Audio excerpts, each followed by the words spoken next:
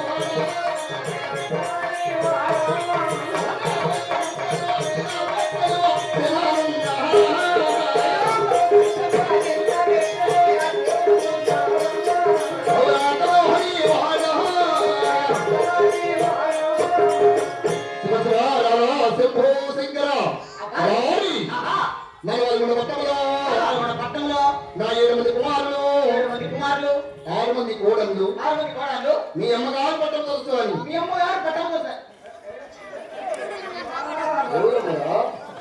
నువ్వు చెప్పింది ఏం చెప్పాను నేను? నువ్వేం చెప్పినావు? పాల్గొండ పట్టణంలో నా 7 మంది కుమారులు 6 మంది కోడళ్ళు మీ అమ్మగారు పట్టం వస్తాను. నీ భార్య నా భార్య ఏం కావాలి నీకు? తల్లి మరి నాకు అవునురా నాకు భార్య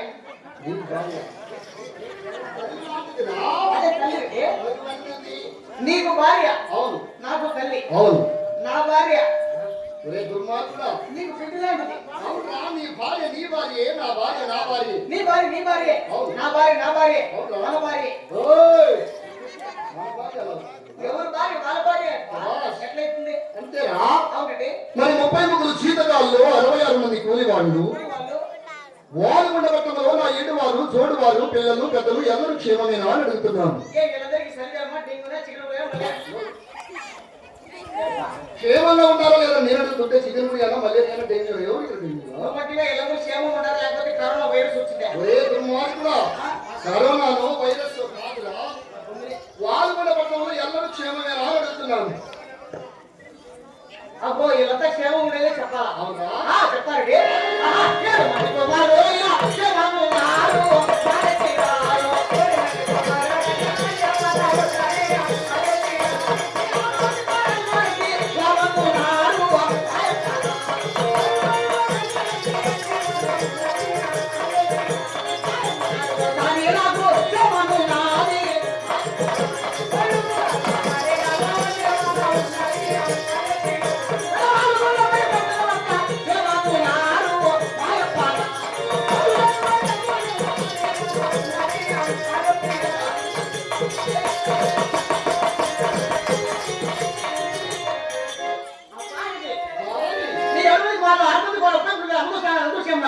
శివ శివ శివ శివ దుర్మార్గుడా, ఇంతమంది జనాలలో ఇంతమంది సభలో నువ్వు బడబడ బడబడ బడబడ నువ్వు అయితే నాకు ఎలా అర్థమవుతుందా?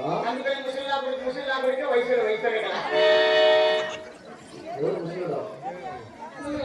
ఎలాగా? 7 మంది కుమారులు ఉన్నారా? 6 మంది కుమారులకు వివాహం చేశాను. 6 మందికి పెళ్లి చేసిన తర్వాత నువ్వు ముసలోడి వాటిని పెళ్లి కూడా తల్లిదండ్రులు నాకు చిన్న వయసులో వివాహం చేశారు. నాకెందుకు ముందు 7 మంది మగ సంతానం కూడా జన్మించారు. అంతా నీకే పుట్టారా? దగ్గరికి రారా? నాకు ఒకరికి ఎలా పుడతారు అనుకుంటున్నావు? మొత్తం నీకే జన్మించారా?